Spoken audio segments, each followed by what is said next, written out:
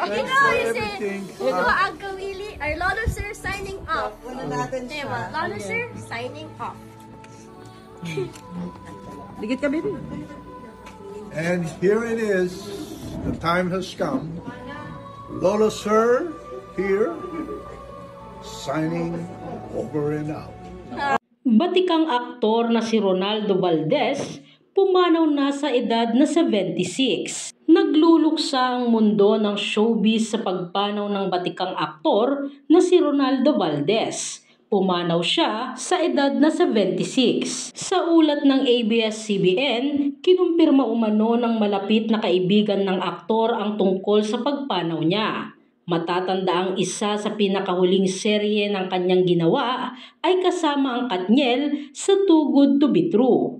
Kaya naman marami sa Katniel fans ang nalungkot sa balitang ito. Nakasunod lang din ng usap-usapang paghiwalay ng Katniel. Kilala ang aktor sa kanyang antagonist at paternal role sa ilang mga hit na pelikula at serye.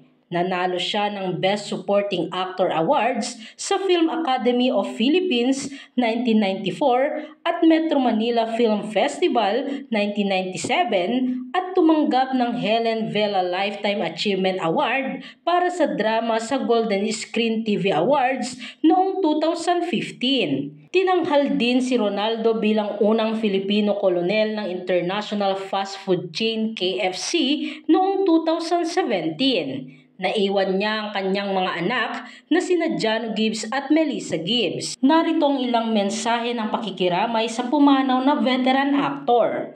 My condolence to the family. One of the best veteran actor for me ever since I was a child. Growing up watching him in the teleseries and movies with a very outstanding acting is Super B. We'll surely miss you, sir. Condolence to the Valdez family. Mr. Ronaldo was an accomplished and beloved actor, a treasure of the Filipino entertainment industry. Lolo Sir, parang kailan lang nag-attend ka pa sa opening ng movie ni Kat.